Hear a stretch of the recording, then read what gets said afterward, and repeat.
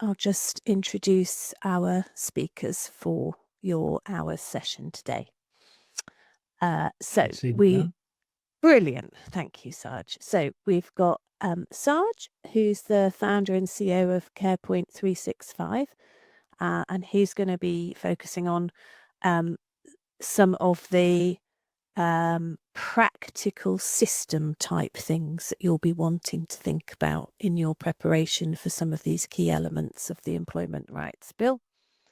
And can I call you a double act? As partner in the double act today is Sonia. Sonia Rai, and she's the founder and director of Nectar HR. And they bring expertise around HR management, employment law, HR rights, and your position as employers with the support that you're going to need to be preparing for your organisations as we're looking at some key aspects of the Employment Rights Bill. Now, those of you who've been to NCF sessions before or who are part of our membership will know, of course, that we do a lot of work with Anthony Collins solicitors on the Employment Rights Bill, and Sonia works very closely with them as well. So I'm hoping that today we will be able to give you what we're not going to give you is a comprehensive overview of every element that's in the Employment Rights Bill, because it's enormous. But what we are going to do, having listened to conversations with our members and other colleagues across the sector, think about some particular areas of the bill that Sonia is going to talk us through, and Sarge is going to help us think about what does that mean. So this is a very practical session in terms of what and then how do we need to be preparing for. So over to you guys. Thank you very much for that intro, Liz. Yeah, let's get into it. There is a lot to cover here. There is a lot of content. But for today, we're going to focus on 3 of the key areas. Correct me if I'm wrong, Sonia, but we're going to be focusing on day one rights, predictable working, and the Fair Work Agency implications. In the comments section, please do let us know if there's anything else that, if we have time, that you would like us to cover. But for this session, we feel it's most pertinent to focus on these 3 areas. Is that good with you as well, Sonia? Yeah, that's fine. I mean, like Liz said in the intro, there's so much in the Employment Rights Bill. I had a quick peek in the chat. It's great to see people from HR teams here. And my understanding is that you've all attended sessions before about the ERB. So we're trying to focus on some key areas that we've picked up, but obviously we're not able to kind of cover everything just because it is so huge. And yeah, we tried to focus on the key points and bring you some practical steps around those.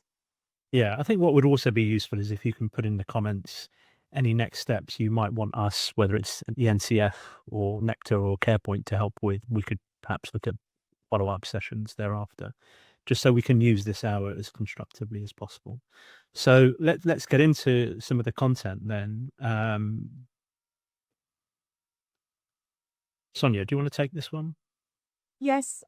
So we've presented this as a roadmap because that's what the government has been calling it. We've got lots of changes that are coming in. I suppose this is a very, very high level overview of that. So we've got April 2026. We've got some phase 1 reforms coming in. We've got the Fair Work Agency, which we are now talking quite a lot about. We've got more things coming out in October 2026 around fairness consultation reforms. And then we've got the final wave in 2027, which is around things like day one rights for unfair dismissal claims, constructive dismissal claims, and further changes. So essentially what we've got is we've got a lot of changes that are planned for employment law. Not all of them have been finalised. Some of them we're awaiting the finer detail on. So today's session will be what we know right now. And, you know, the breadth and the depth of the ERB is quite large. So if you've been reviewing it and trying to get your organisation ready for it, you will know that it goes from, redundancies, fire and rehire, trade union access, all the way to Fair Work Agency, SSP Day One rights. So there's a lot. But this is a roadmap that we've been given so far, and we'll try and work through where we know there is a timeline and what we know about it. Perfect. Thank you, Sonia. Okay, so the first part. So what do we know already? What's already out there? We've already had some changes in the last 18 months or so. We've had increase in national minimum wage. We talk to a lot of the clients that we work with about the training. So some of the clients that we work with will ask us a question around, well, do I need to pay for mandatory training? That's part of an induction. That's something that people take with them. Actually, that all is part of somebody's working hours and working pattern. So it's about making sure that you're taking that into consideration when you're calculating what the national minimum wage is for an employee. We've had various versions of holiday pay. We had some significant case law a few years ago that changed the way that needed to be calculated. And then we were given some guidance that said we could go back to the 12.07% that we were previously using. There's been some very, big updates around the prevention of sexual harassment. So that came out pretty much a year ago. And we're always talking to businesses and the clients that we are, newly working with around what they've done around that space, because there are going to be further changes to the prevention of sexual harassment coming in, we believe, next year. And that's going to be the duty on an organisation to take all reasonable steps. And then, of course, we had neonatal care leave as well. So we've already had quite a lot of changes. We can see the direction of travel with a lot of this. And what the message that we're really trying to get out there is get your foundations of your HR correct, get your audits in order for things like sexual harassment. What changes in your organization might trigger off a change to your risk assessment, because that's only going to become something that you need to build on for next year when we have further changes. Yeah, from a systems point of view, our focus at CarePoint is on the data, how data can best serve you with things like legislative changes and guidance. So from a system or data perspective, you can look at things like automated pay calculations and system alerts, where there may be potential breaches, basic use of data and process. Digital tracking of training hours versus paid hours in the rota, which is really important, because as we know, there is a difference between the two, and what happens in the rota isn't what sometimes comes through into payroll. So having that evidence and that data trail, integration of absence data with payroll data, again, what might happen in the rota or on the day doesn't always necessarily reflect until it goes into payroll, and just making sure that reconciliation is in place.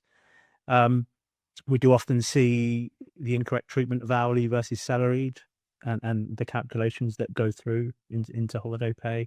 And that can just be legacy data issues in contracts, for example, changes to job roles, changes within contracts where people are working multiple roles can sometimes have hangovers into data that will stop you from being able to analyze the impact. Things like the correct approval processes for Sonia mentioned neonatal care leave. So just ensuring you've got the right business processes in place and that they reflect in any systems that you're using. Reporting is key. So reporting on any untaken leave, just so you're ahead of the curve on any potential issues around your data. And then with regards to things like sexual harassment, having the right permission control and setup. So if you are reporting on incidents through a system, that it is confidential at the right stages of the process, and you've got the right processes within the system. That's within your case management. And then you've got things like automated training records and reminders, and then dashboards for governance and evidence. And I'll be talking a little bit more about the governance evidence piece, because really that's what the data is here for, is to evidence that you are doing the right thing. just move on to the next slide. Sonia, day one rights. Yeah. So, what are we seeing coming in next year? We're seeing no waiting days on SSP. So currently there is a waiting period before SSP kicks in. That's now going to be a day one right. So people will trigger SSP from the first day of their sickness absence. The removal of the lower earnings limit, which means a wider eligibility, and there's expanded entitlements around things like parental leave, and some of the family-friendly leave. So what we're really going to be seeing, and the biggest headline here, is the sick pay from day one, especially, in the kind of the organisations that are on this webinar today. This is a really, really big concern, talking to a lot of our clients in this sector, saying we're really, really worried about what that might mean for us.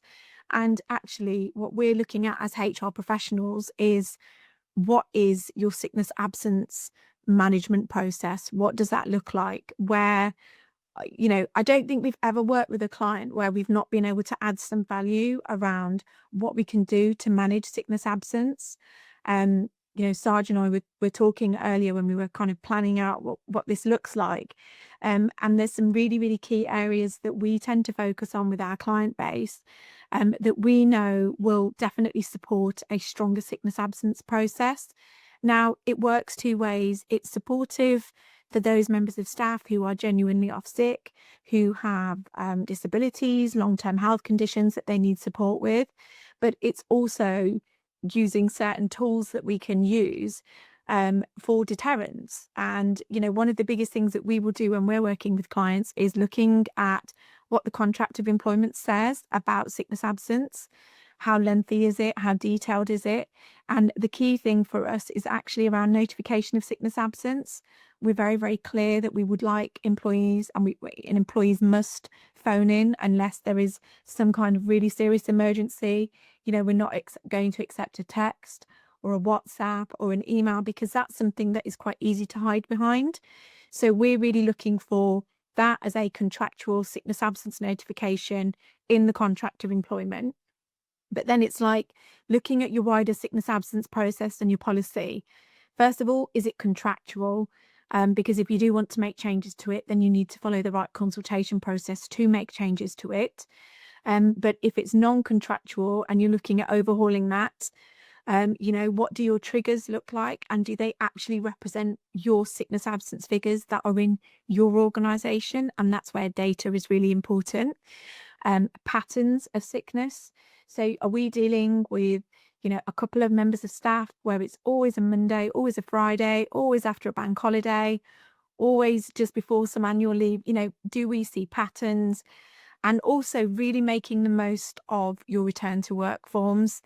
We work with a lot of clients who'll say, yeah, we've got a return to work form, we're fine. But then when we actually review it, and we do a quick audit on it, they're really missing some key elements that we can add in, key questions that if you have got concerns around genuine sickness absence, an employee is going to know that they're going to have to come back, and on day one of that return to work, their manager's going to be asking them, they're going to have to fill in the form that says, did the employee notify us correctly? If not, what are the next steps? Is there a repetition? Is there a pattern? Are they close to a trigger? Is there anything work related? Do they have a disability? All of these are really, really important, because we've seen a lot of cases where we've managed a sickness absence case, or many repeated sickness absences. And actually, if we are moving to some kind of formal process, we've got the evidence that says there was no workplace stress, there was no workplace issues, the employees confirm they don't have a disability. If they were to then turn around and say, it was this thing at work that was causing my sickness absence, or it was because I have a disability and you didn't do anything about it, our clients have got the evidence to confirm that, well, actually, no, we've gone through X, Y, and Z. And that's where having a system that is adaptable, works with you in terms of what you're doing in your sickness absence process, is really, really going to be key, because you'll have it all there, kind of at the click of a button. You'll be able to run through that process and you'll have that data. Yeah, exactly. A lot of what you're mentioning there, Sonia, is around the evidence piece. And I see 4 areas that as care providers, you're going to want to focus on. So firstly, it's all the extra admin that this causes and how you eliminate errors around where you may have manual intervention or processes that aren't automated. So things like auto calculation of eligibility based on day one, flagging enhanced contractual sick pay, tracking multiple contracts with the same workers. The care sector is very unique in that, in the way that's handled. And then the standardized forms for things like return to work, and making sure there are no rogue processes out there that you're not aware of that may not be compliant and leave you exposed unnecessarily. I mean, systems are really good at standardizing processes, aren't they? Handling potential increases in absence is a big concern, but if you're able to track those requests as soon as they're logged, apply the right SSP rules, parental rules dynamically, provide alerts and trend information.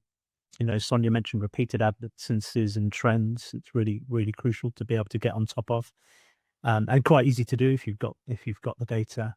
Linking directly to rotas, so you can manage those open shifts, and if there is an increase, if you are seeing an increase in unplanned absences, that you can handle those efficiently enough. Automating payroll export files with the new rules, so finance don't have headaches to deal with, and you're making sure people are being paid correctly. And then staff visibility really helps as well. So if they can see what the sick pay breakdown is in any sort of self-service application or portal, then they're fully aware of what their rights are already. Then they understand the implications as well.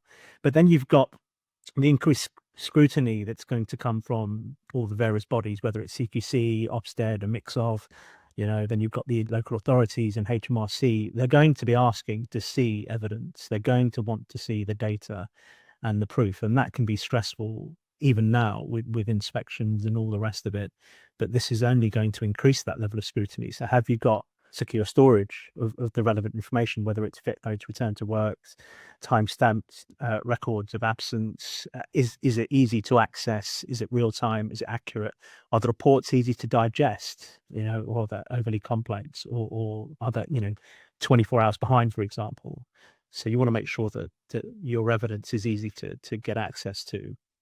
And then you've got the planning and the sort of forecasting element of this, where as providers you're going to want to predict the cost implications based on where you are now. So what does your foundation data look like? And can you integrate that sort of impact with the care hour requirements to evidence the LAs what the impact of this bill is on you, so that you can evidence that, yes, you're doing the right thing, but it's actually costing you more to meet your commitments, and therefore you can have intelligent conversations, structured conversations with the local authorities based on the data, which is obviously relevant. So I'm not looking at questions at the moment, Liz. So if you want to stop me at any point, or Sonia, please let us know. Well, I was just asking, canvassing views in the chat as to how much of a challenge people thought the SSP changes were likely to pose. Obviously, there's some anxiety for some people because it is going to present more of an employee cost, and even for those people who already have more generous sick pay arrangements, there's still the whole kind of absence management difficulties.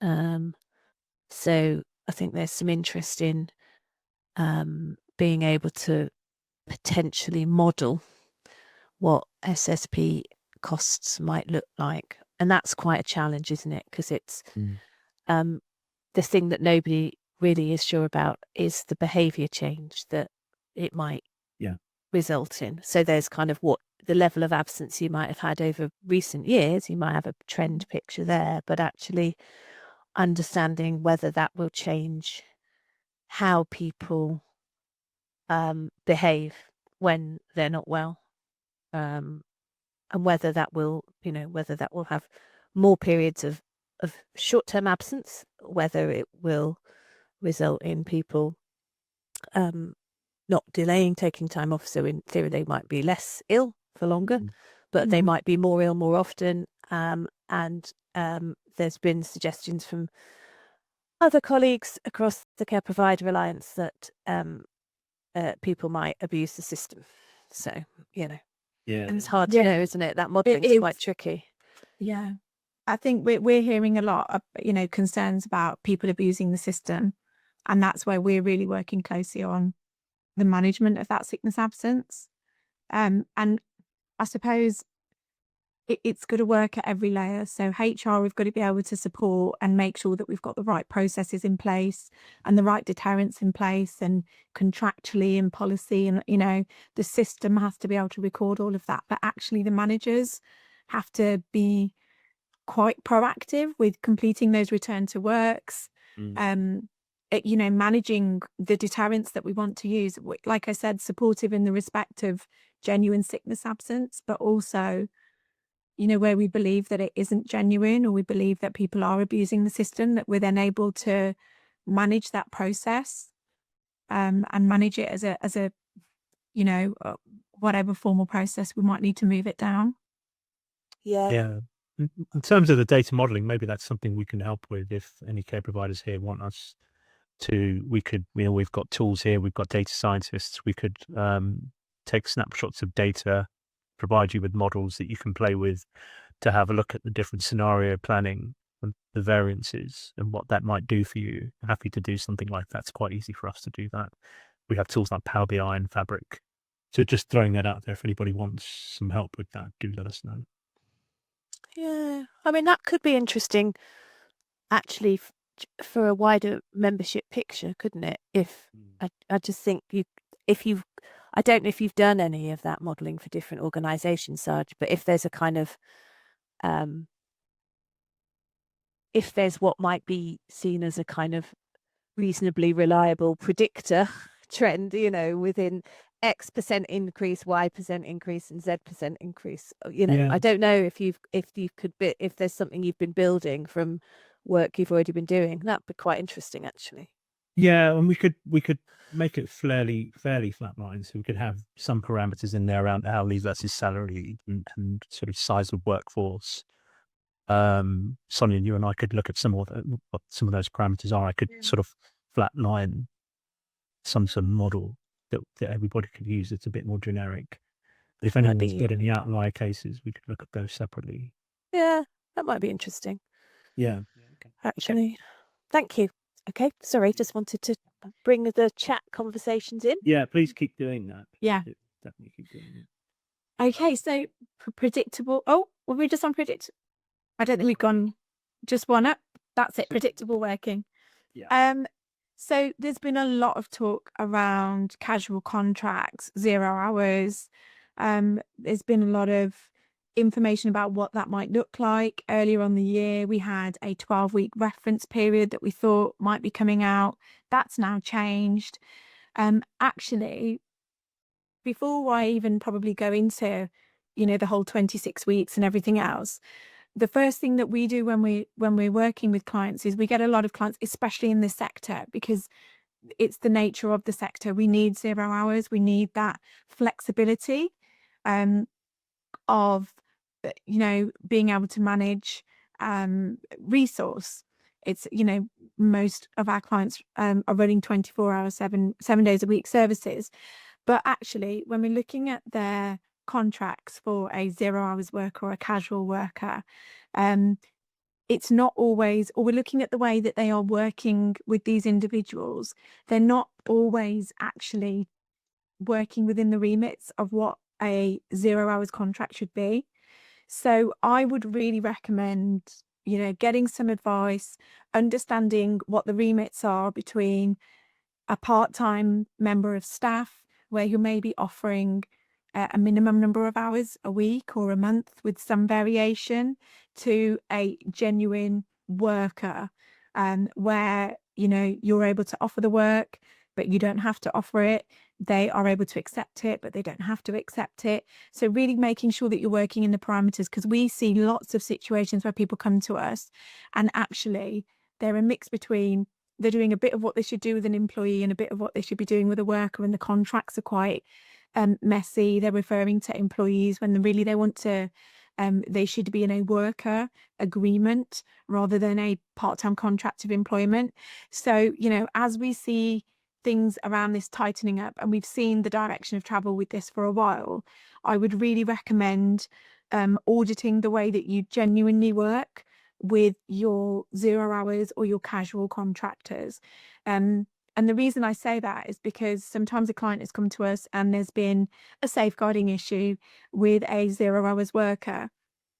And we've had to look a little bit deeper, and we've got some very serious allegations against this individual. And actually, the way that they've been working with that worker, I say worker using the term loosely, for like maybe the last year, has actually meant that they're a part-time member of staff because of the repetition and because of how regular they are interacting and are supplying work to this individual. And then all the other kind of parameters that might fall around that. So, from a employment perspective, you need to be really careful. And also from a tax perspective, because again, we'll have people saying, no, they're self-employed, and they're really not when we're looking at the IR35 tests. So one of the things I would say is, and again, your data is what is really, really important here, because we'll be asking questions like the regularity of hours, how long this goes back, how many, how regular you're offering the work, how regular they're taking it, and all of that is in the data. So that's really key.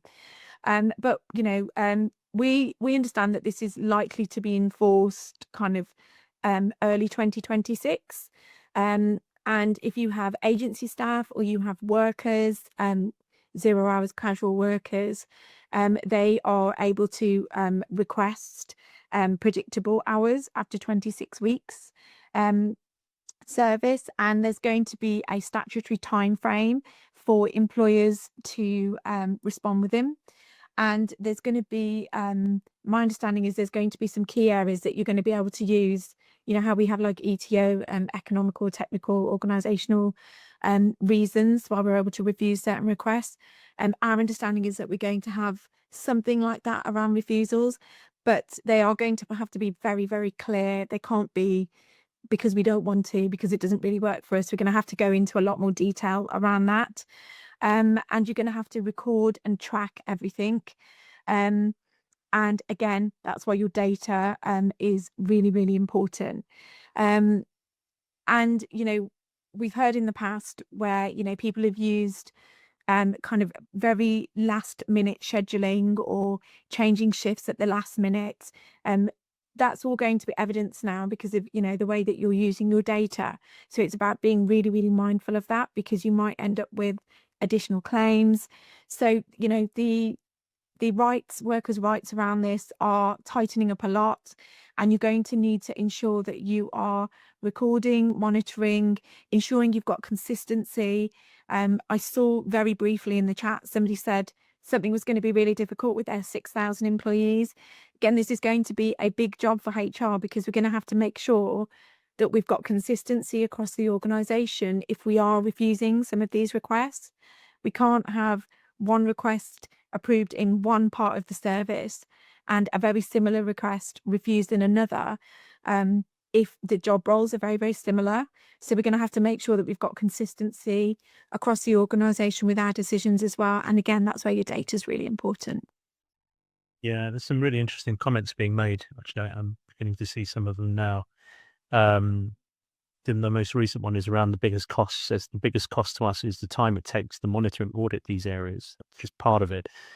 Liz, maybe we can expand on it a little bit later, because that's a really, really interesting. I'm not sure who's made it, but a really interesting comment that's been made.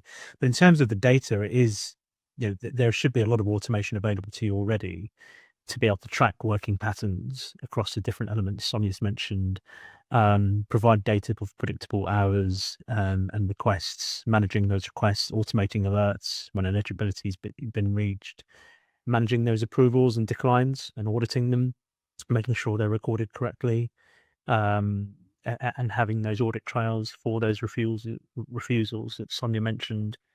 Again, feeding into rota planning and payroll, because there is a difference between the two. What happens in rota isn't always what happens in payroll.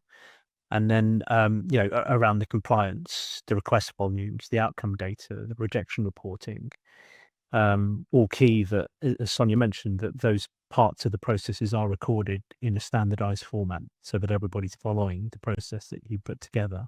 And hopefully having those automations will make that collaboration a little easier and hopefully save time.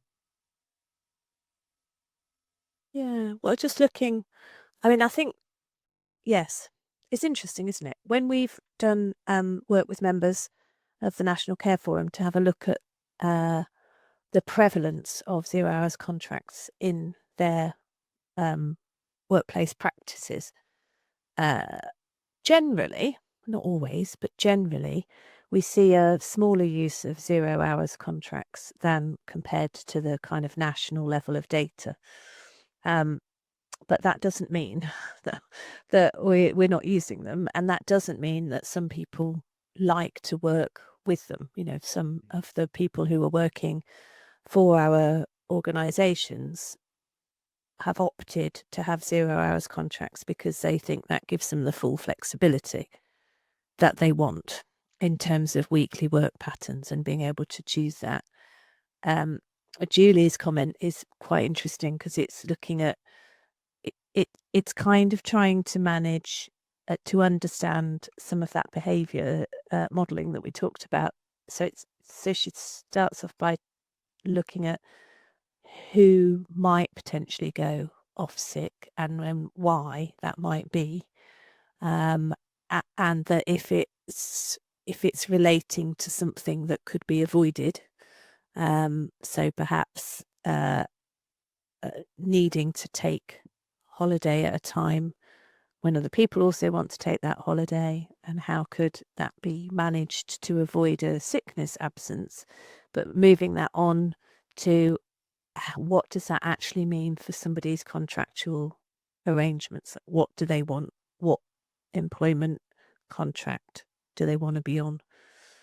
That's quite interesting, isn't it? Thinking about what can you do to preempt patterns of absence. What can you do to be responsive in terms of what people want from a regular or non-regular set of hours?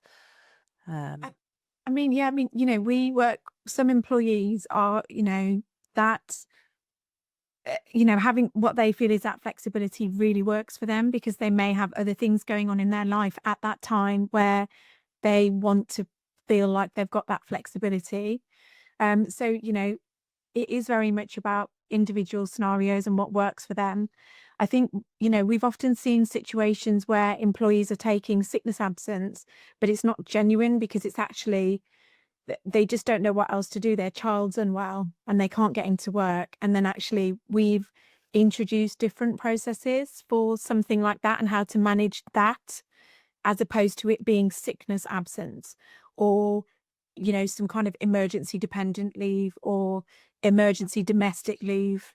And also, I think the point about why people are going off sick, you know, if you've got a lot of sickness in one department with one manager and it doesn't matter kind of who's coming and going, it's always that team and it's always that department.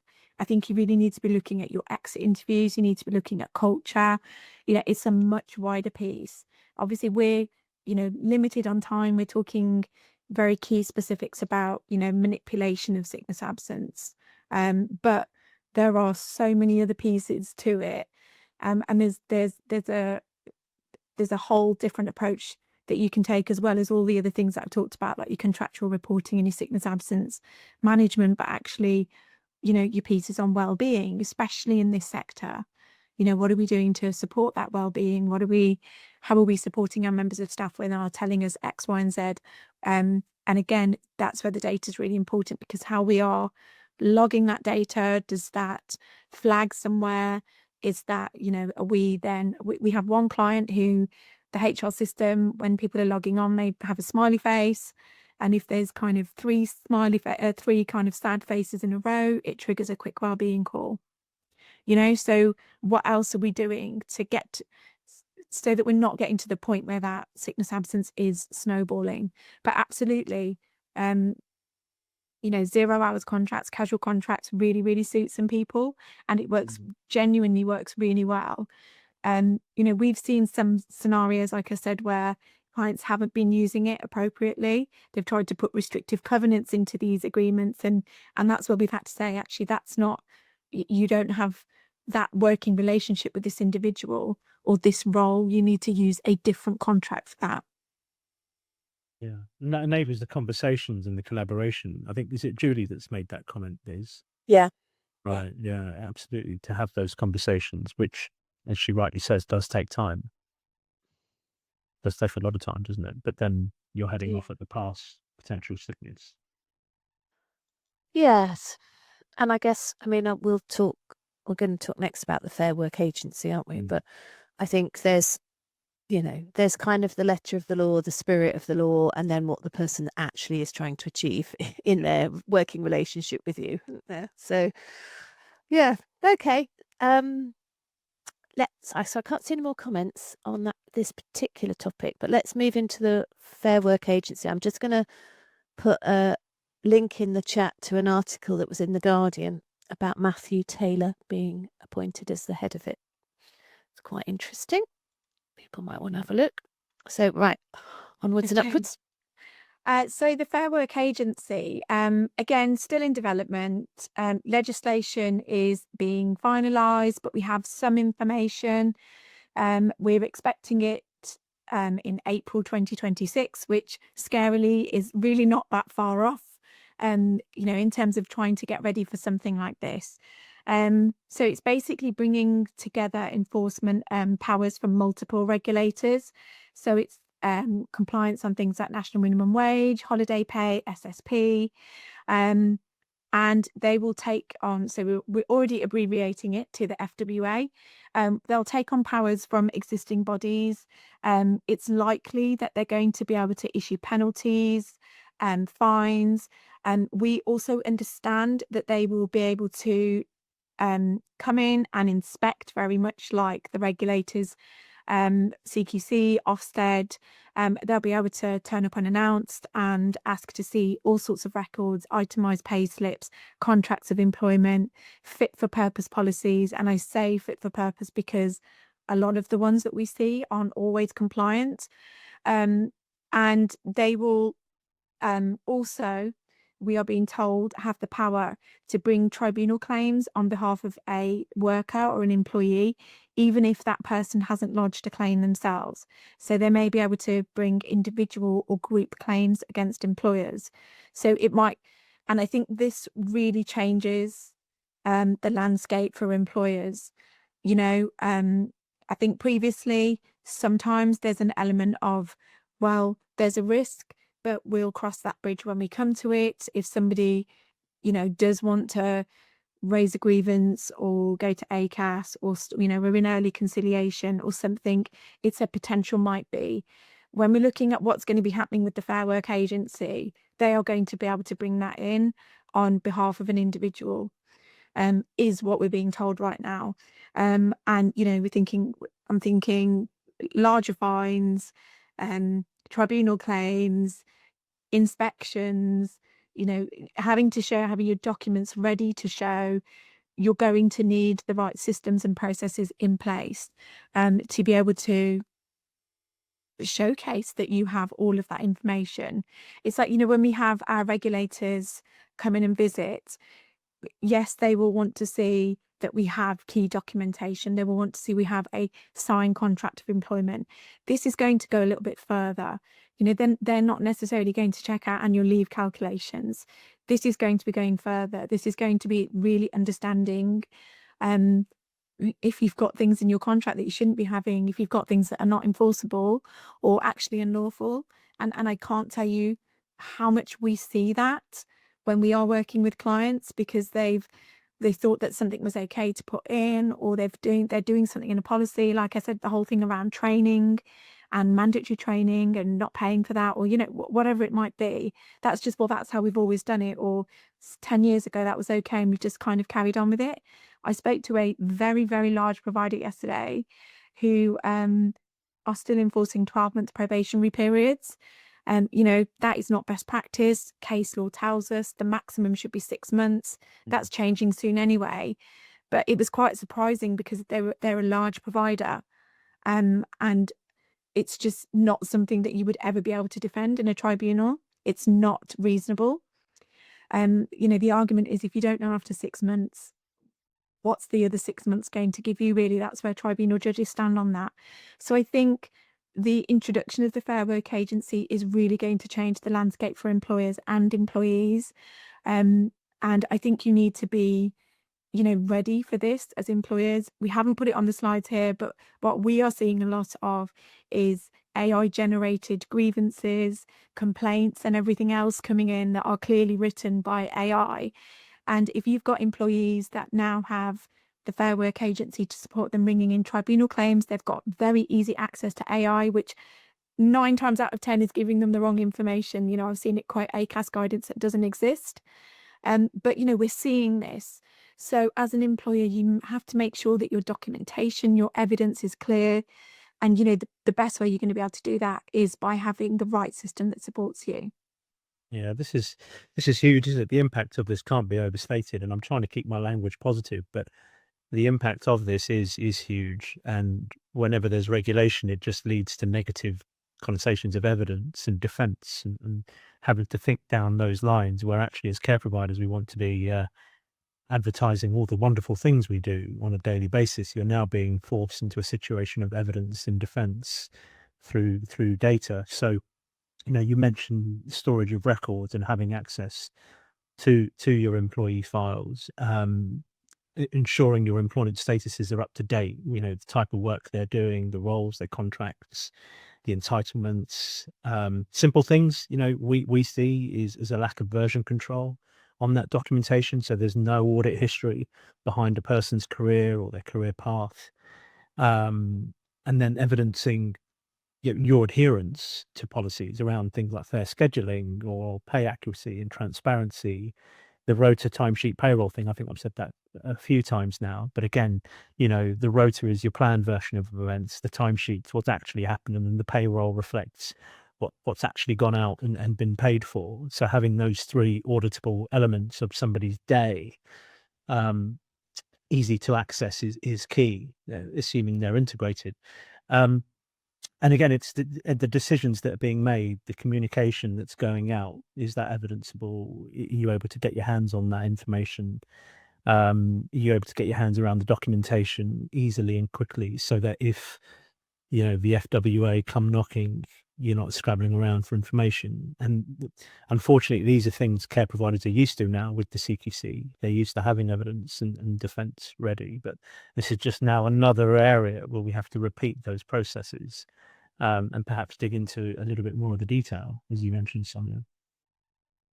Sonia, do we have any insights in the current arrangements which enable employees to challenge their employers? Because I'm kind of wondering whether we think the Fair Work Agency is going to start by kind of having a kind of random sampling approach, or whether it's going to focus on whistleblowers and complaints or trade union complaints. Do we have any sense of how it might actually start its work?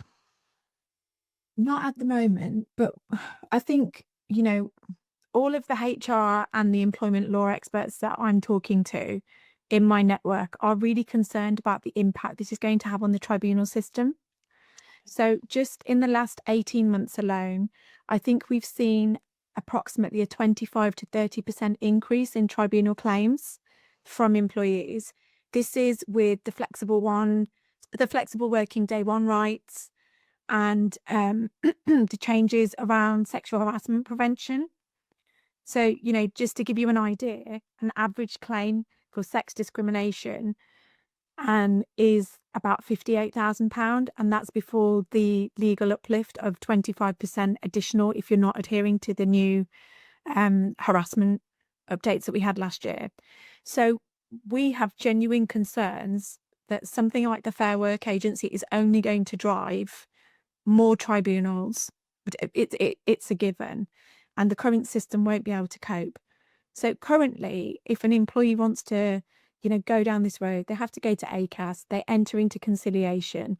There is usually a 1 month period where they are in conciliation with their employer. ACAS are so behind on what's happening. We are seeing and we are hearing that organisations are getting involved in that process and just being notified that their employee has moved to this stage. And actually, it's a week after the month deadline has passed and the certificate's already been issued. Wow. So I don't really know what's going to happen unless they revamp and invest in the tribunal system. That's interesting. Okay, thank you. I think that's one for us to think about as a membership organisation. Kind of how is it? We haven't kind of thought through things we might be saying to the government about a successful implementation of that. So thank you. That's interesting. Just conscious of time, so we'll move through. This is your slide, Sonia. Yeah, I mean, I will just really quickly run through this. I'm so conscious of time, but obviously we've talked a little bit. Well, we tried to focus on some key areas, but there's other things that are coming in. There's the reform around fire and rehire. Haven't mentioned it today, but there's a whole overhaul of trade union access, and I think a lot of organisations are going to find themselves bargaining collective agreements much sooner, or in areas where they didn't think that they were unionized, and they're going to become quite quickly next year as well. But start looking at your contracts and your policies, start auditing them, because of the changes that are coming around fire and rehire especially will make it a lot harder around consultation processes. So ensure you've got the right data in place.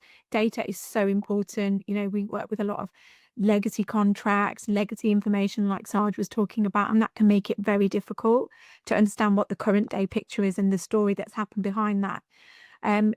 Train your managers, so important, so that your teams understand the changes that are coming, practically what that means for you, what it means for their role, what it means for you as an organization. And just really thinking about making sure that your foundations right now are ready and strong. If you know that you've got you want to look at your contracts of employment, I would prioritize that quite soon because of the changes that are coming in. If you know that you might be looking at a restructure quite soon, there's going to be changes around collective redundancy, consultations. Currently, an award period is a 90-day pay maximum. That's moving to 180 days. I calculated that for like 20 staff on minimum wage, and it was over £200,000 as an award. So there's lots of changes coming. All of them have quite large financial impacts on an organisation, if you are not paying attention to what you need to be doing. So put together your action plan. Like Sarge said, we're here to support and guide, and we're definitely doing that with all the businesses that we're working with at the moment. And, just helping people get ready and understand expectations. Yeah, absolutely. And a little more to add to that is know your data. So, the data cleanse, I think certainly, you've already mentioned that, Sonia, around checking hourly versus salary, making sure simple things like your starters and leaver records are correct. So you actually have the right staff and file and all their details. If it's in a system, the leave calculations, the probation dates, care hours, the timesheets, the impacts on care hours. But again, understanding your current situation. Where are you now? Do you know the potential impact? Have you done any modeling on that? Have you got the evidence that you're going to need? Will you have access to that when you need to speak to local authorities, for example? Ultimately, data is your best defense here. Evidence, and the data being your best defense. So where we need to move to Q&A, but I'll leave this up just so you can have a look at it, and you will get these slides as we've mentioned in the chat. But it's just a sort of 3-step plan that consolidates and summarizes the points Sonia's been making, and Liz and I have been making too, around the auditing, doing the data cleanse, doing the reviews, training your managers, creating evidence packs for the FWA, and linking up your data points so that you're already perhaps running your own internal mock audits, and building the right reports and evidence trails in readiness for this. Thank you. That's a very helpful step-by-step set of suggestions, I think. Yeah, there are no timelines against this, obviously, because every provider will have their own timelines against this sort of thing. It's quite daunting as it is without having to put timelines against it. But yeah, hopefully that helps. And if there are any questions, please do fire away. Yeah, I can't see at the moment. I can't see any more specific questions in the chat, but let's have a look. Sally says it's very helpful. I think also, I think because it feels quite enormous, and because there are there's kind of lots of layers to each of the bits of the roadmap that the government have set out with this this bill. So things are phased, things will come in over different periods of time. I think it is very helpful to give people some sense of where to start with what. So you can't do everything all at once. And depending on what systems you've already got, it depends what size of organisation you are, obviously, but depends what you've already got to help you work with a kind of systematic thinking through what to do in what order.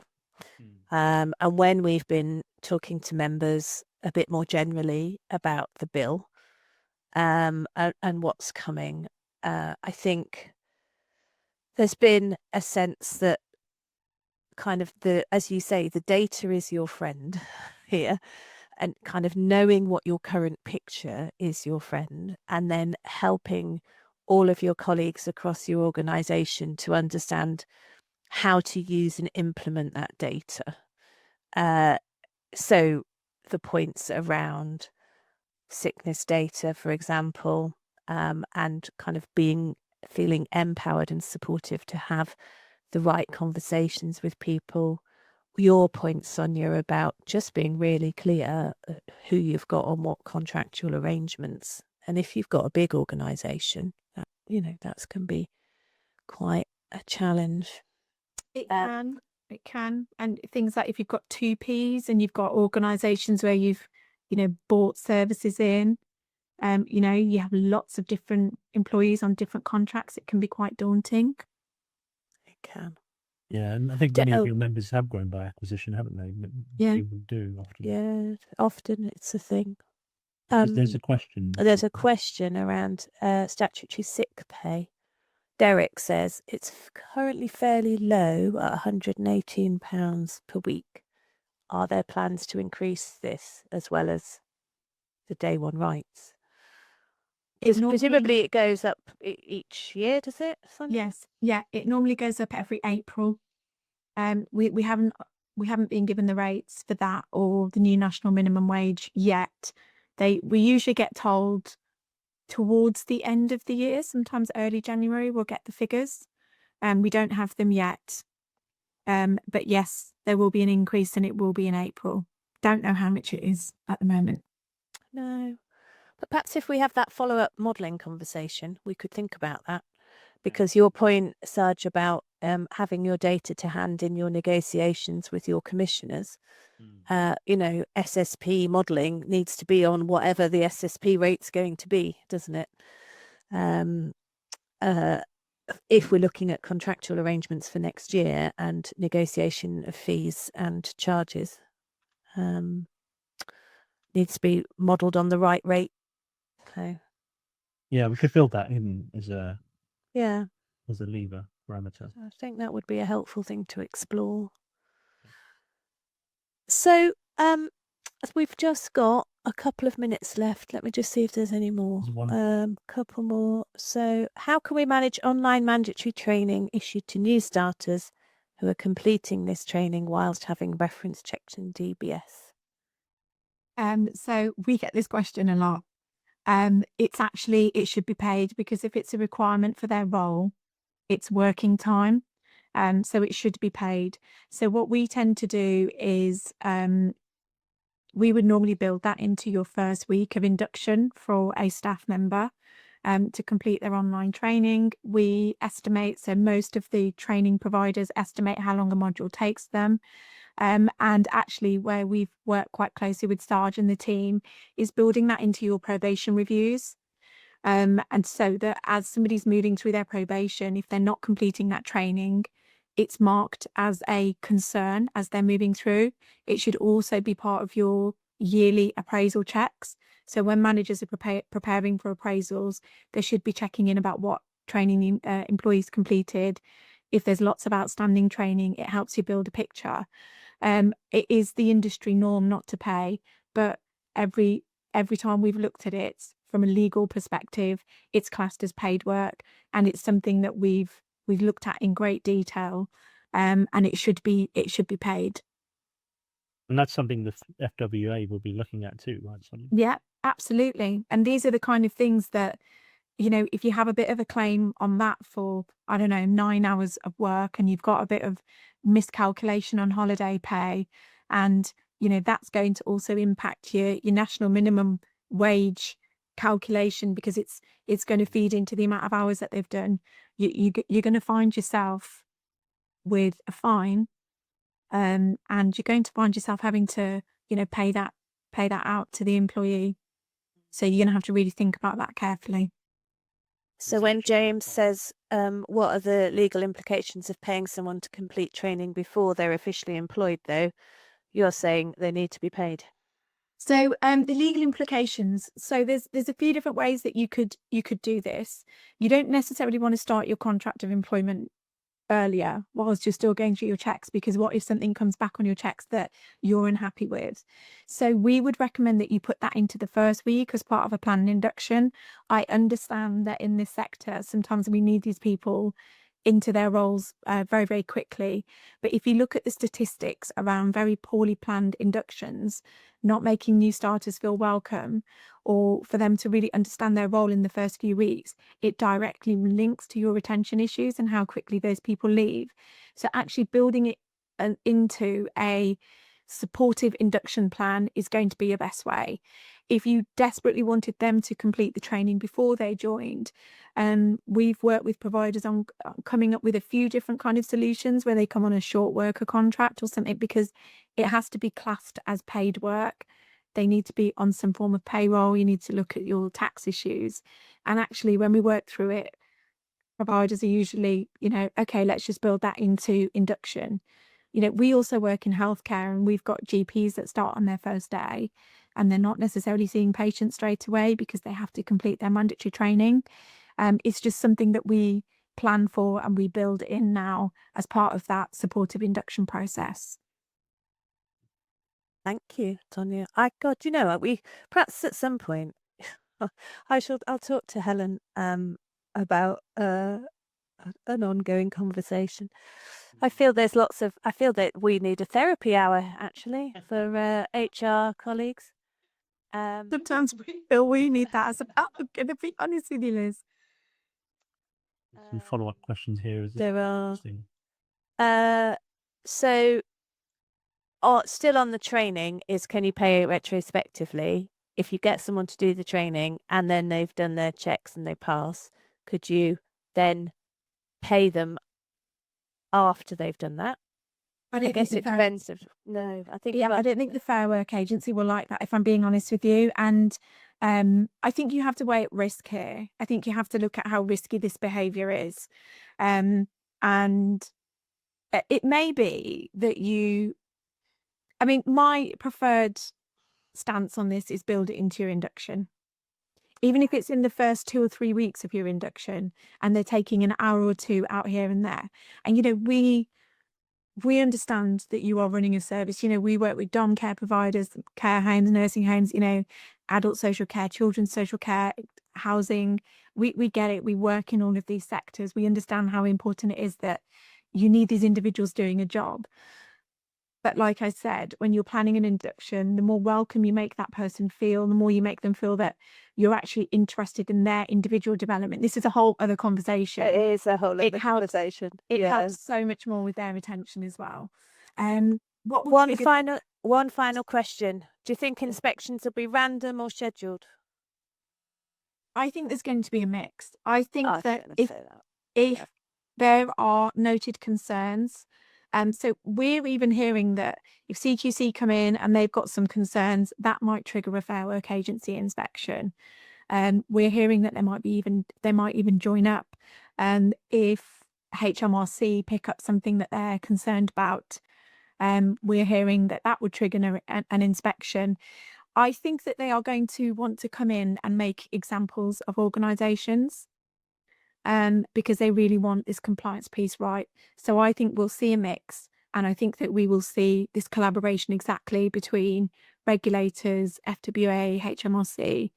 I think that's the way it's going to go. Yeah. Agree. And I can see Julie agrees with that. Okay. I think we might have to do a session on the Fair Work Agency at some point.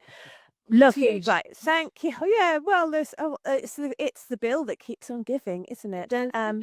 So thank you very much to everybody who has joined today. Thanks for your interaction contributions. Huge thanks to Sarge and Sonia for hosting us and bringing their expertise. Really, really helpful session. Thank you all. Hopefully that makes you feel more equipped and hasn't put the wind up you too much. So thank you, everybody. Great to see you and have a great day.